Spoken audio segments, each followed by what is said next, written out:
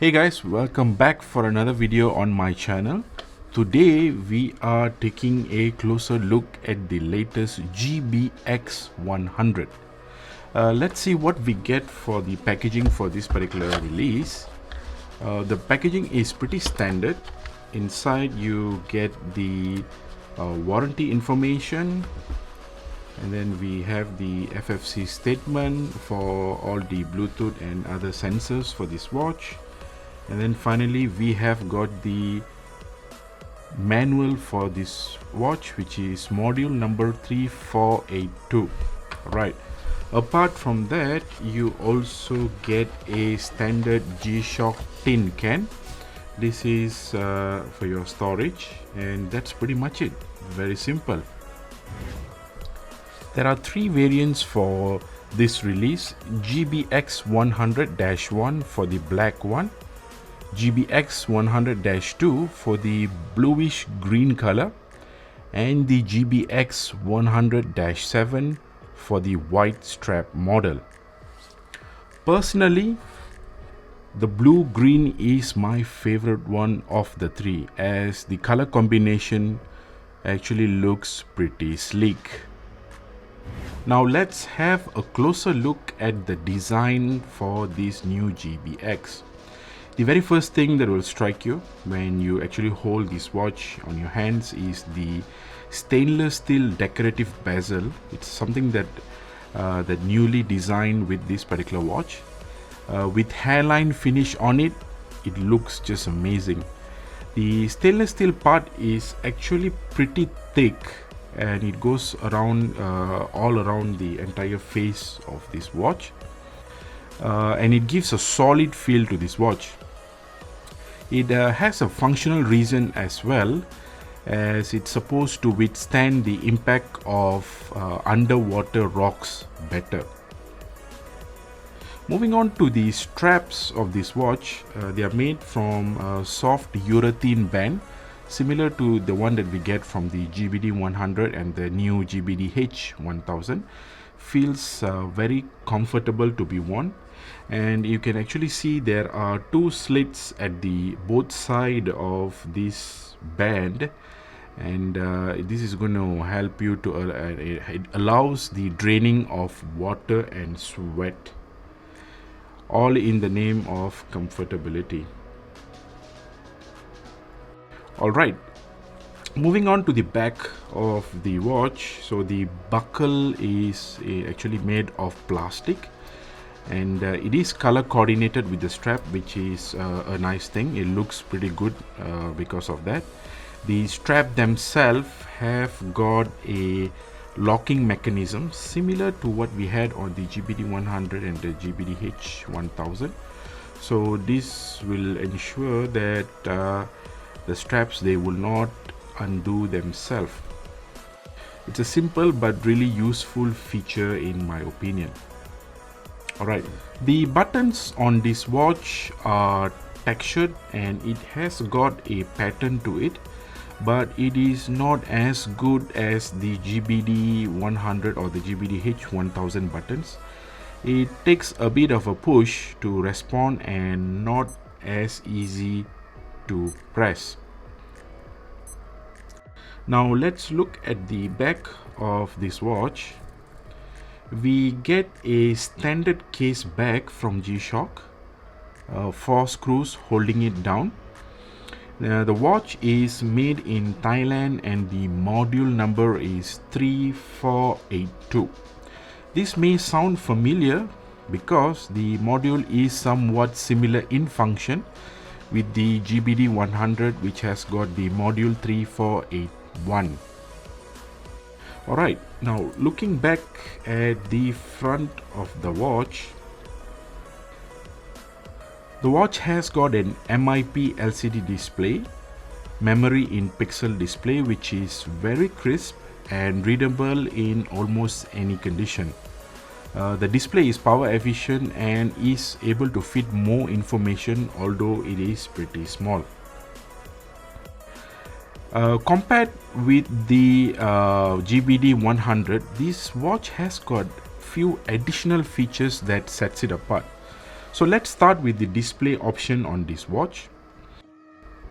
So when I press the first one, we have got the step counter. So this watch has built-in pedometer to count your steps. Next is the monthly distance target data. And then moving on, you get the dual time, which is similar to what we get on the GBD-100.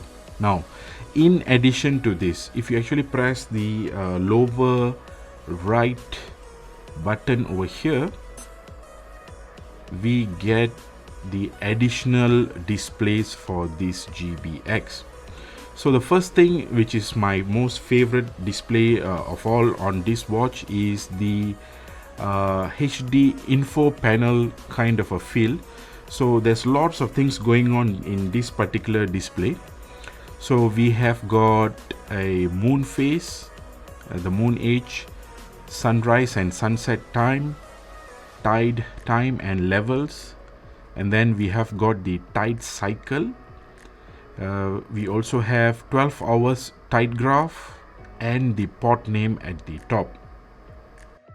Next, if I scroll through the other displays, we got the 24 hours tide graph and the sunshine hours just below it. And the last display is the sunrise and sunset time, including the moon phase and the moon age. Personally, this display is my favorite one. It gives you enough information just by having a good glance at it. For some, it may look pretty busy and the words might be very small, but then again, this MIP display, this is one of the features that actually defines why the Casio has used MIP LCD display for these watches.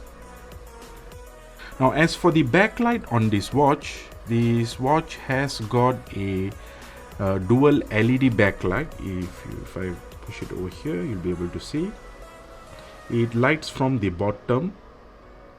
It lights up pretty evenly as well, and it also includes the auto light features as well. Right, so now let's move on to the modes on this watch. Okay, the very first one is your timer. Next, we get a 1 second resolution stopwatch. Next is your activity logs as you do your fitness trainings and your running sessions. This is going to be logged over here. And finally, the notification drawer. So the notification feature works exactly the same as the GBD-100. You can read the notification directly within the watch itself and configure to have the sound or vibration enabled as well. Apart from that, this watch has got the same fitness related features too. So by pressing the top right button, it takes you to the fitness module. Here it uses the built-in accelerometer. It doesn't have GPS to calculate the distance and the calorie burns for your running session. You can also link the watch to your smartphone, both iOS and Android, to receive notification on your watch directly and store your fitness related data as well via Bluetooth. It uses the same companion app which is called the G-Shock Move for syncing the data. In addition to this, you can directly select one of the 3,300 pre-configured ports from the app to display the tide and moon readings as well. Just like the GBD-100, this watch does not have tough solar or solar charging system. It has got a regular CR2032 coin battery and it is estimated to last for up to 2 years. High usage patterns will yield approximately 12 months of battery life based on the information on the manual. The price for this watch is $160 and in Japan it's going for 24,200 Japanese yen. The watch has already launched in parts of Asia and is scheduled to be launched in Japan on 19th of June. This is a quick comparison with a few other G-Shock watches for your reference on how big this watch is. So this is how it looks like beside a DW6900 model. Okay.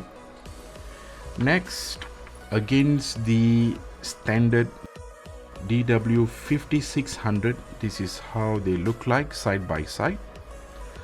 The new GBX-100 is slightly bigger, but in terms of design language it looks kinda similar, so this is how they look. Next is beside a GBD-100, one of the latest one that was launched. This is how they look like side by side. The GBD-100 lug to lug is slightly taller, so this is how they look like. And finally, the GBD-H-1000. This is definitely much bigger compared to the GBX-100, and this is how they look side by side. I will be doing a more comprehensive size comparison video in pretty much coming up next, so that you get a view on how this watch looks like against other popular G-Shock watches. So what's my take on this watch? So compared with the GBD-100, the GBX-100 looks much more sleek and come with additional features which may tip the favor to its side. Of course, it is slightly more expensive as well. I just love how simple the design is, and the stainless steel bezel part is pretty cool, guys. Do let me know your views in the comment section of this video. What will be your choice? What is your view on this one? That is pretty much what I wanted to share with you guys today, and I shall catch you guys again in another G-Shock video really soon. Till then, see ya.